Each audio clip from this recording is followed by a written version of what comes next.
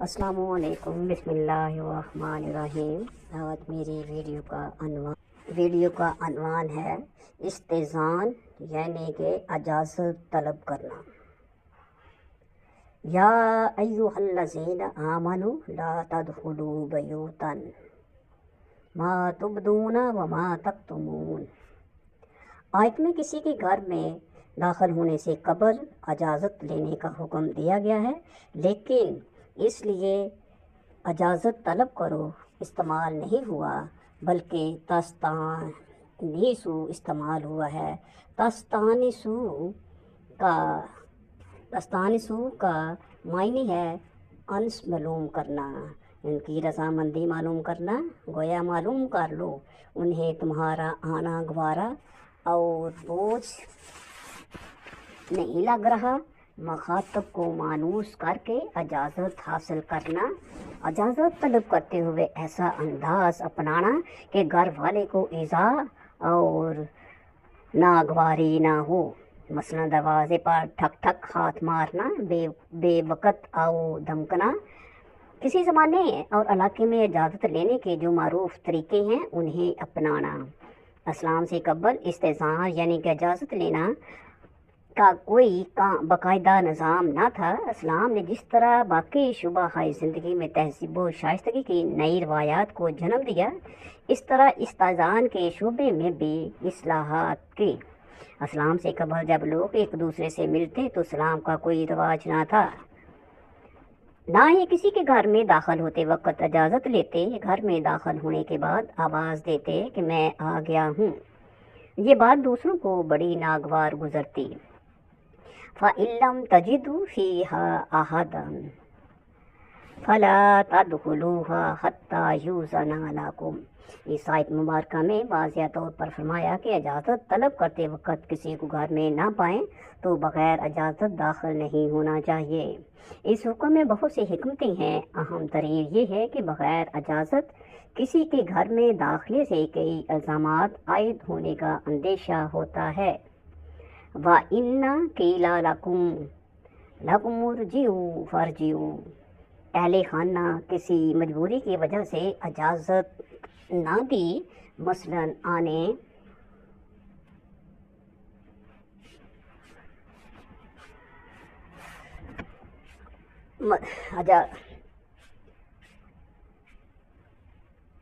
اس آیت مبارکہ میں واضح طور پر فرمایا کہ اجازت طلب کرتے وقت کسی کو گھر میں نہ پائیں تو بغیر اجازت داخل نہیں ہونا چاہیے۔ اس حکم میں بہت سی حکمتیں ہیں، اہم ترین یہ ہے کہ بغیر اجازت کسی کے گھر میں داخلے سے کئی الزامات عائد ہونے کا اندیشہ ہوتا ہے۔ قرآن پاک میں ہے وَإِنَّ قِيلَ لَكُمُ ارْجِعُوا فَارْجِعُوا۔ اہل خانہ کسی مجبوری کی وجہ سے اجازت نہ دیں، مثلاً آنے والا مرد ہے اور محرم بھی نہیں ہے اور گھر صرف اکیلی خاتون ہے، تو ایسی حالت میں اجازت دینا کسی بھی قرین مصلحت نہیں ہے۔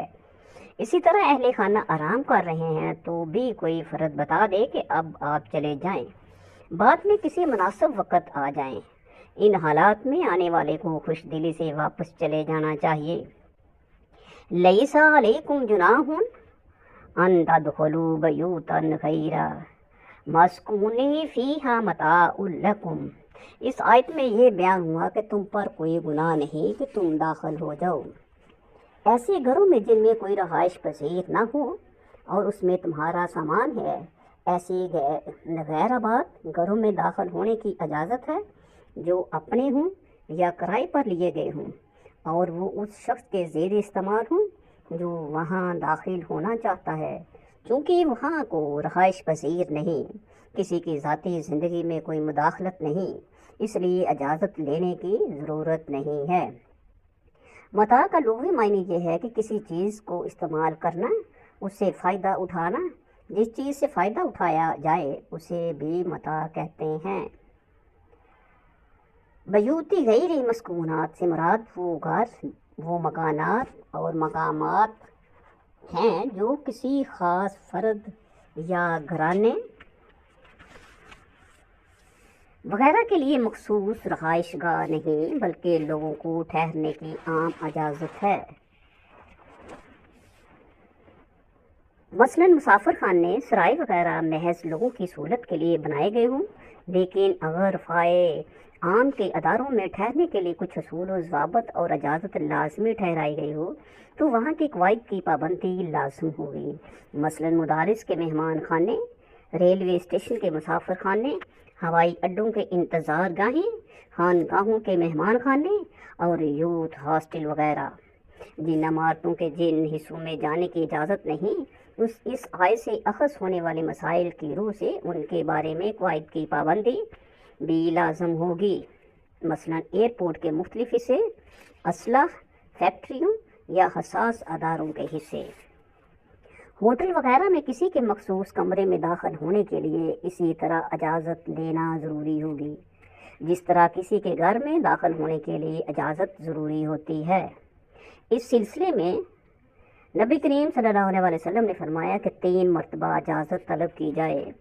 حضرت ابو سعید خدری فرماتے ہیں، میں ایک مجلس میں بیٹھا ہوا تھا کہ اتنے میں ابو موسیٰ اشعری آئے، ایسا معلوم ہوتا تھا جیسے ڈرے ہوئے اور گھبرائے ہوئے ہوں۔ وہ کہنے لگے، میں حضرت عمر کے پاس گیا تھا، میں نے 3 مرتبہ اجازت مانگی لیکن مجھے اجازت نہ ملی۔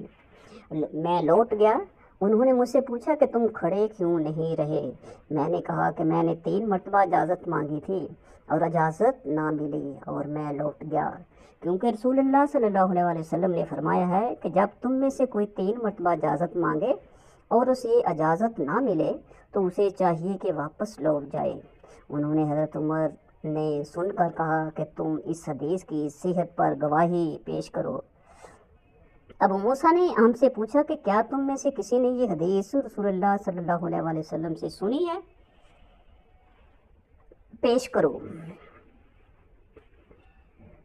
ابو موسیٰ نے ہم سے پوچھا، کیا تم میں سے کسی نے یہ حدیث رسول اللہ صلی اللہ علیہ وسلم سے سنی ہے؟ ابن کعب کہنے لگے، اللہ کی قسم تمہارے ساتھ کوئی نہیں جائے گا سوائے اس کے جو سب سے چھوٹا ہے۔ ابو سعید کہتے ہیں کہ میں ہی سب سے چھوٹا تھا، میں ان کے ساتھ گیا اور عمر کو خبر دی کہ رسول اللہ صلی اللہ علیہ وسلم نے واقعی ایسا فرمایا تھا۔ حضرت قتادہ فرماتے ہیں کہ 3 بار کی اجازت اس لیے ہے کہ پہلی دفعہ تو گھر والے معلوم کر لیں کہ فلاں آیا ہے، دوسری دفعہ سلام کہنے سے وہ سنبھل جائیں، ہوشیار ہو جائے، اور تیسری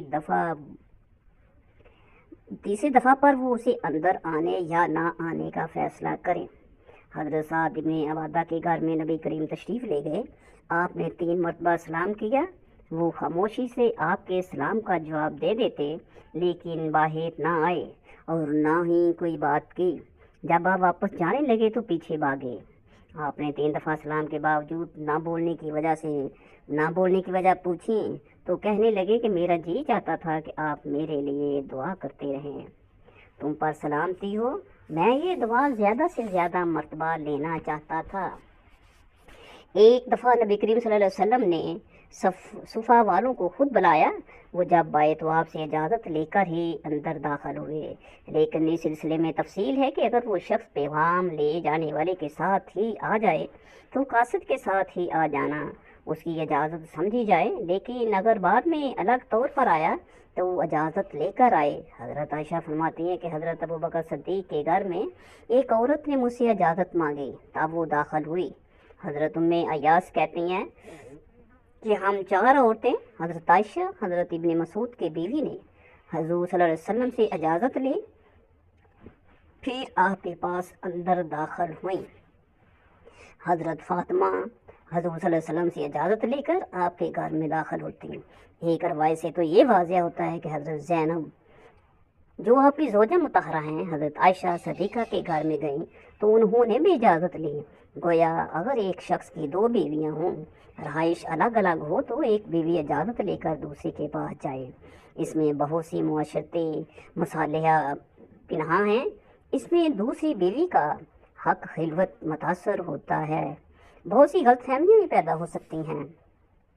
ابن مسعود فرماتے ہیں جب تم اپنے ماؤں اور بہنوں کے پاس بھی جانا چاہو تو بھی اجازت طلب کرو۔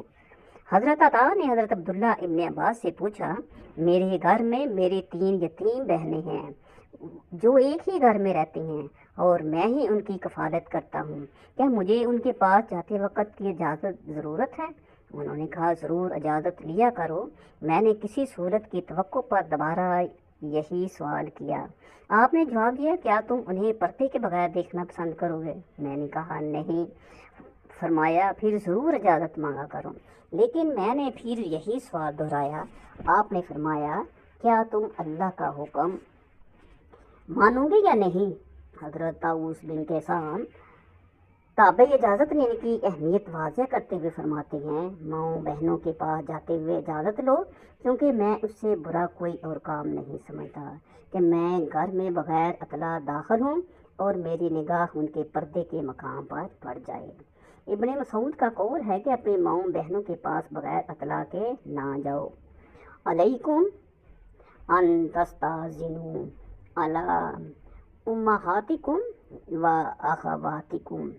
ایک شخص نے نبی کریم سے پوچھا کہ میرے سوا میری والدہ کی خدمت کرنے والا کوئی نہیں، کیا میں ہر مرتبہ اس کے پاس جاتے ہوئے اجازت مانگوں؟ آپ نے فرمایا اتحب ان تراہا، کیا تو پسند کرتا ہے کہ اپنی والد کو بغیر پردے کے دیکھے؟ عطا بن ابی رباح سے پوچھا یا کہ اپنی بیوی کے پاس بھی بغیر اجازت کے نہ جائے؟ انہوں نے فرمایا کہ یہاں اجازت کی ضرورت نہیں، کیونکہ اجازت کا مقام نہیں، بلکہ بغیر اطلاع کے نہ آئے۔ ہو سکتا ہے کہ وہ ایسی حالت میں ہو کہ وہ چاہتی ہو کہ خاوند بھی اسے اس حال میں نہ دیکھے۔ یہاں سے عورت کے حقوق اور اس کی عزت نفس، حق کے تخلیہ کو سمجھا جا سکتا ہے۔ حضرت عبداللہ ابن مسعود کی بیوی بتاتی ہے کہ میرے خاوند جب گھر میں داخل ہوتے ہیں تو کسی نہ کسی طریقے سے مجھے اطلاع کر دیتے ہیں، کبھی باہر گنگناتے ہیں، کبھی باہر کسی سے باتیں کرنے لگتے ہیں۔ اپنے گھر میں اجازت لینے کی ضرورت نہیں، لیکن ہو سکتا ہے کہ گھر میں کوئی ہمسایہ عورت یا مہمان عورت آئی ہو، اس لیے احساس دلا کر اپنے گھر میں داخل ہونے کو مستحب کہا گیا ہے۔ ابو داؤد شریف میں روایت ہے کہ نبی کریم جب کسی کے ہاں تشریف لے جاتے تو اس کے دروازے کے بالکل سامنے نہ کھڑے ہوتے، بلکہ ایک طرف ہو کر یا دور کھڑے ہو کر بلند آواز سے السلام علیکم کہتے۔ ایک شخص نے رسول اللہ صلی اللہ علیہ وسلم کے گھر کے دروازے کے سامنے کھڑے ہو کر اجازت مانگی۔ آپ نے اس کی اصلاح فرمائی کہ اجازت کی ضرورت اس لیے ہے کہ گھر کے اندر نگاہ نہ پڑے۔ اگر سامنے کھڑے ہو کر اجازت مانگنی ہے تو پھر اجازت کا کیا معنی ہے؟ اس لیے ایک طرف ہو کر اجازت طلب کرو۔ اجازت نہ ملنے پر دروازے کے سامنے کھڑے نہیں ہونا چاہیے۔ اگر گھر والے اجازت نہ دیں تو اس کا برا نہیں بنانا چاہیے اور اس انکار کو مثبت انداز سے لیا جائے کہ گھر والے بھی آخر انسان ہیں، ان کی ضرور کوئی نہ ناگزیر مجبوری ہوگی جبھی انہوں نے اجازت نہیں دی، بدگمانی کا شکار نہ ہوں۔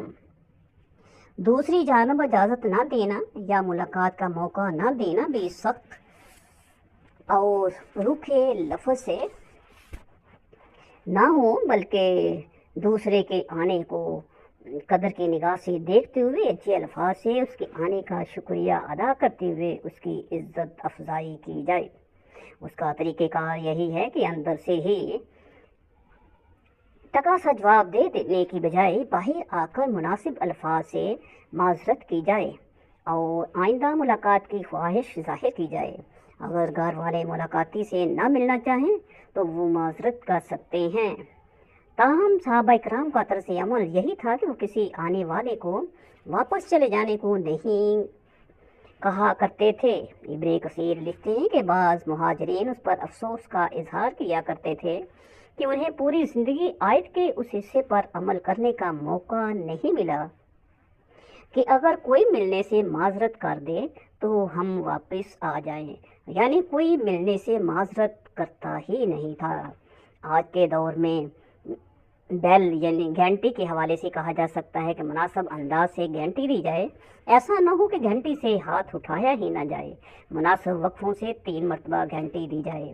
اگر کسی کے گھر میں کوئی ہنگامی مسئلہ پیدا ہو گیا ہو، مثلا آگ لگ گئی ہو ڈاکو داخل ہو گئے ہوں یا کسی اور سبب سے گھر والوں کو مدد کی ضرورت ہو تو اس وقت اجازت لینے کی ضرورت نہیں۔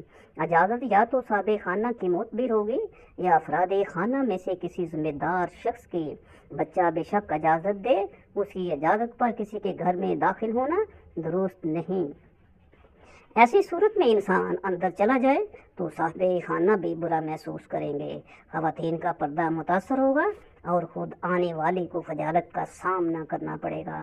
اگر کوئی شخص بینائی سے محروم ہے اور سماعت قائم ہے تو اس شخص کے لیے عام آدمی کا حکم ہی لاگو ہوگا، کیونکہ وہ اگر دیکھ ہی نہیں سکتا تو سن تو سکتا ہے نا۔ اگر کوئی شخص گونگا، بہرا اور نابینا ہے تو اس کے بارے میں حکم یہ ہے، نبی کریم صلی اللہ علیہ وسلم نے فرمایا، جس کا ترجمہ یہ ہے، یعنی اجازت کی ضرورت تو اسی لیے ہے کہ کسی کو دیکھو نہیں، یعنی گھروں میں تانگ جانگ کی ممانعت فرمائی گئی ہے۔ حضرت جابر ایک مرتبہ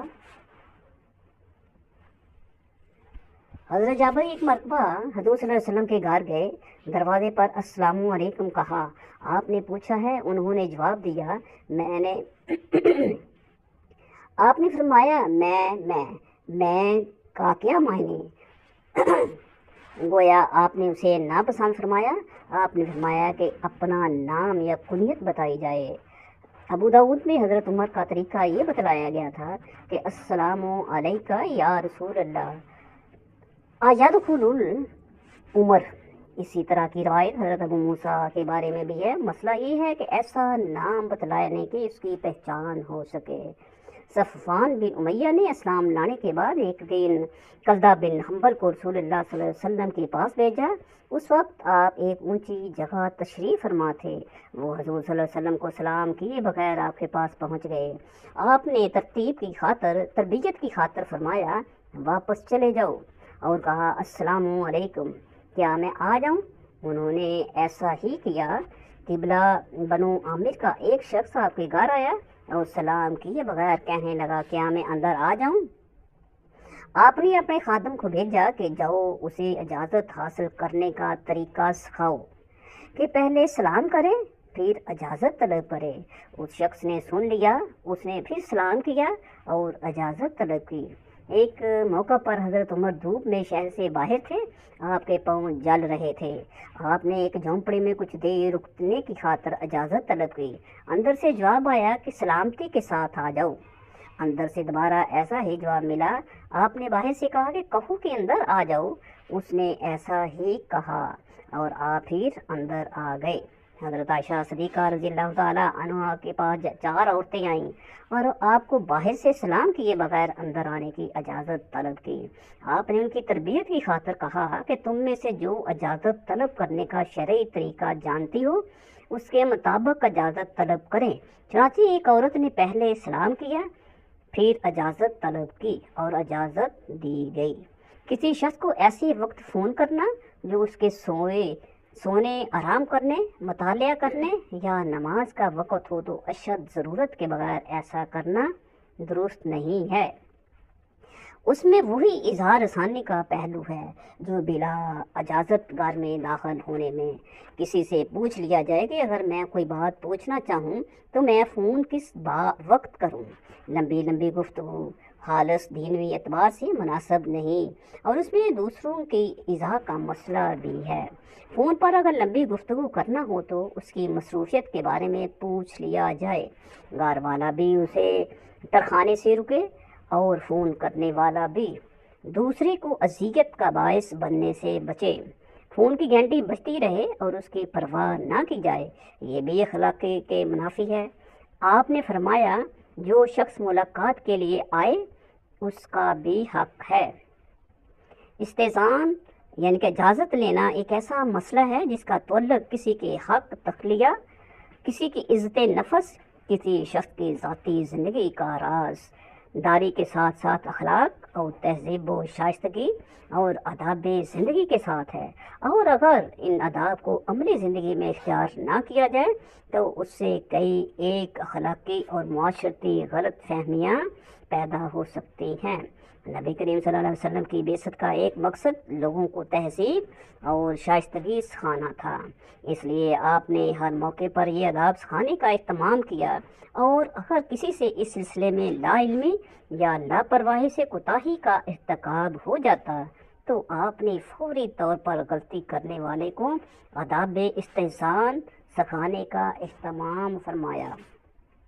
اسلام ایک ایسا معاشرہ قائم کرنا چاہتا ہے جس میں افراد معاشرہ پاکیزہ سوچ کے مالک ہوں، لوگوں کے دلوں میں شیطانی خیالات کے بجائے پاکیزہ خیالات متزن ہوں۔ یہ کیفیت ایسی صورت میں بن سکتی ہے جب لوگوں کا ایک دوسرے کے گھروں میں بے تکلفی سے آزادانہ آنا جانا بند کیا جائے۔ معاشرے میں جن عوامل کی وجہ سے شہوانیت پیدا ہوتی ہے